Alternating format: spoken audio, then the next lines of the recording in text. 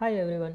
चलिए देखते हैं आज मार्केट ने किस तरीके से काम किया। आज है 31 जनवरी एंड यहाँ पर ये निफ्टी एंड बैंक निफ्टी दोनों का चार्ट है। ये निफ्टी का है एंड ये बैंक निफ्टी का है। यहाँ पर हम देखते हैं जो है प्राइस निफ्टी के अंदर 23,320 के आसपास ओपन हुआ है यहाँ पर, ये वाली रेड कैंडल। एंड जो प्रीवियस डे था उसके जस्ट क्लोजिंग प्राइस के नीचे ओपन हुआ है, यहाँ से एक दो कैंडल बनती है। बट वहीं पर अगर आप देखोगे जो बैंक निफ्टी है उसने क्लोजिंग किया 49,400 के आसपास यहाँ पर। और जो है मार्केट बैंक निफ्टी के अंदर जो ओपन हो रहा है वो 49,260 के आसपास ओपन हो रहा है, राइट। एंड यहाँ से प्राइस कॉन्टिन्यूअस डाउन साइड में मूव कर रहा है। यहाँ से एक रिट्रेसमेंट लिया एंड फिर से नीचे, यहाँ से जैसे ही डे का लो ब्रेक किया मार्केट ने वहीं से फिर से ऊपर एंड वहीं से ओवरऑल यहाँ पर सेलिंग का सिनेरियो दिखा रहा है मार्केट। एंड यहाँ पर अगर आप देखोगे बैंक निफ्टी के अंदर तो कल के जो स्विंग्स हैं एक्चुअल में उनके नीचे ही प्राइस होल्ड कर रहा है यहाँ पर। और जो सेम चीज़ जब कोई रिटेलर सेम चीज़ इसके अंदर देखेगा निफ्टी के अंदर तो वो ये डिसाइड करेगा कि यहाँ पर प्राइस ऊपर है, जिसको बैंक निफ्टी के अंदर सेल करना है वो बैंक निफ्टी के अंदर सेल नहीं करके, क्योंकि सेलिंग सिनेरियो बन रहा है और इसके अंदर ऑलरेडी प्राइस यहाँ से यहाँ पर है, ऑलरेडी प्राइस नीचे है इन स्विंग्स के नीचे। तो वो रिटेलर निफ्टी 50 के अंदर सेल करेगा, वो सोचेगा कि यहाँ पर प्राइस थोड़ा ऊपर है और यहाँ से यहाँ तक का प्राइस अच्छा खासा मिल सकता है।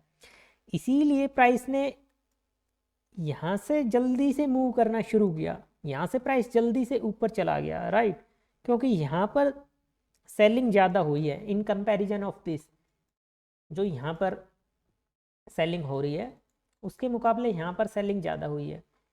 और जैसे यहाँ पर अगर इसके अंदर आप देखोगे यहाँ पर भी सेलर आ रहे थे, बार बार सेलर आ रहे थे। जो भी सेलर जैसे ही एक्टिवेट हुए यहाँ पर ठीक ठाक सेलर, एक बार यहाँ पर बायर भी आए होंगे तो उन बायर्स को निकाला और दोबारा से जब प्राइस रिट्रेस करके इस तरीके से नीचे जा रहा है तो यहाँ पर सेलर आए, फिर से उन सेलर्स को निकाला, फिर बायर आए, फिर बायर को निकाला, फिर से सेलर को कॉन्फिडेंस दिया यहाँ पर कि यहाँ से रेजिस्टेंस ले रहा है, डे हाई क्रॉस नहीं हुआ है।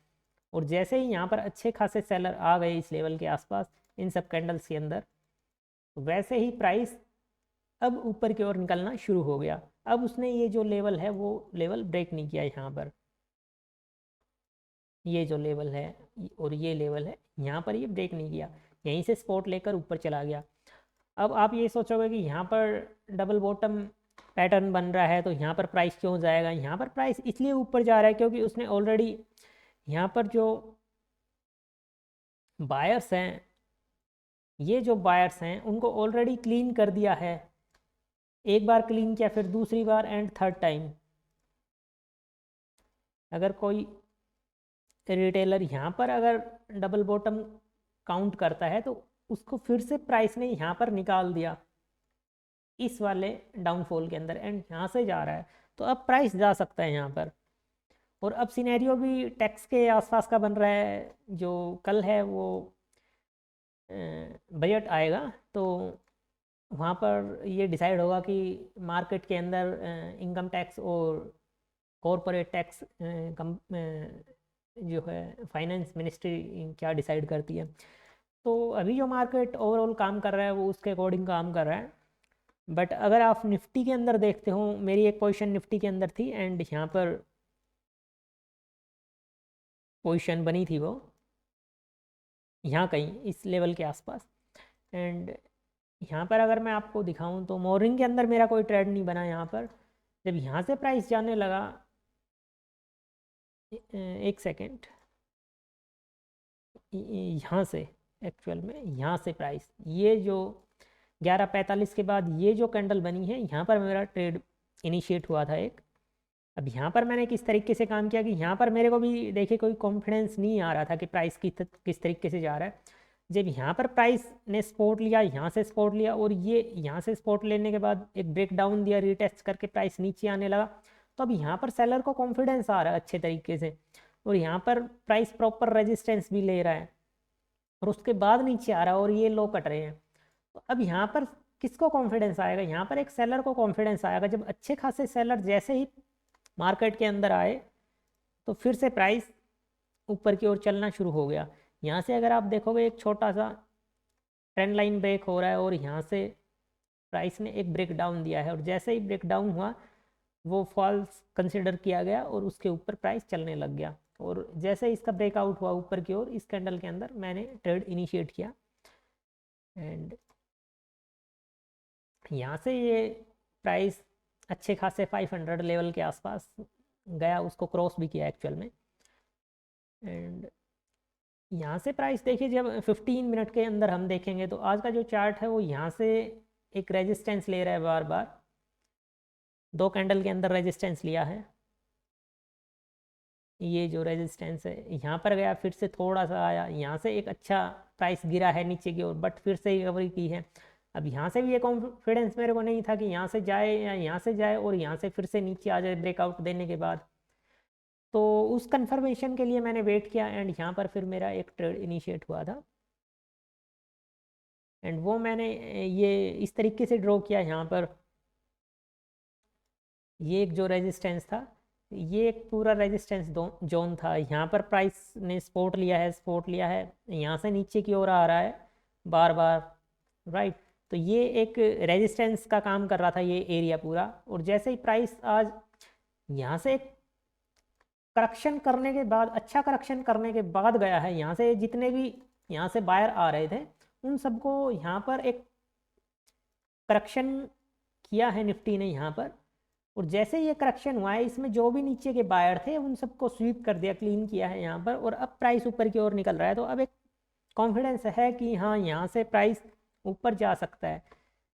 वो भी जब यहाँ से निकला प्राइस, यहाँ से रिटेस्ट किया और अब यहाँ से टर्न किया है, तो यहाँ पर एक ट्रेड बनता है कि हाँ, प्राइस अब यहाँ पर जा सकता है।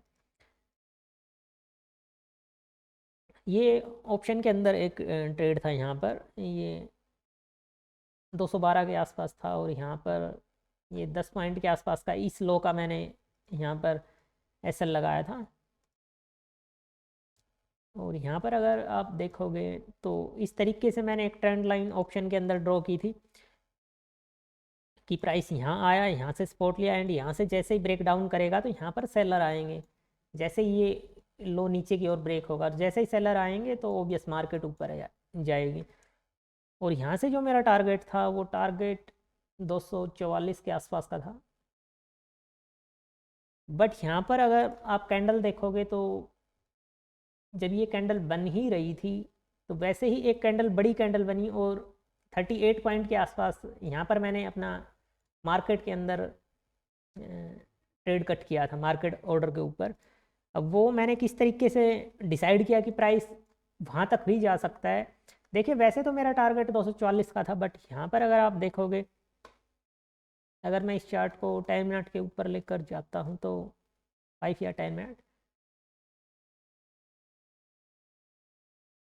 मैं 15 मिनट के ऊपर मैंने किया है यहाँ पर।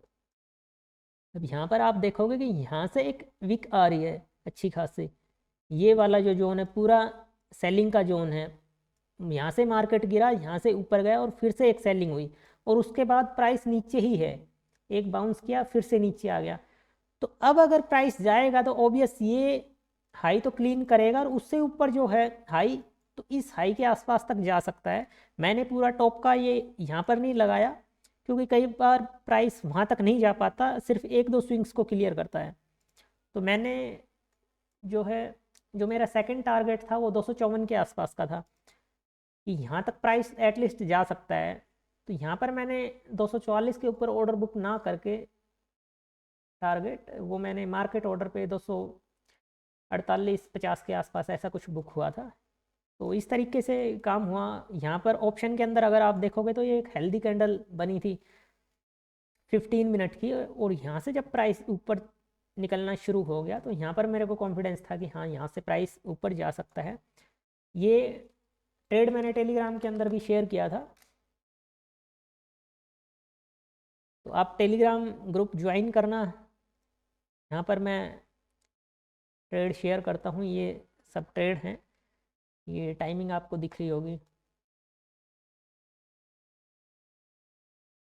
यहाँ से मैंने बता दिया था कि ये ऊपर जाएगा, और यहाँ से इसके बाद भी मैंने बताया था कि price taking resistance from 23,500 and it will break this resistance zone. और उसके बाद 2-3 कैंडल के बाद वो ब्रेक आउट कर दिया था इसको, इस जोन को। और ये यूट्यूब चैनल है तो ज्वाइन करना। तो थैंक यू।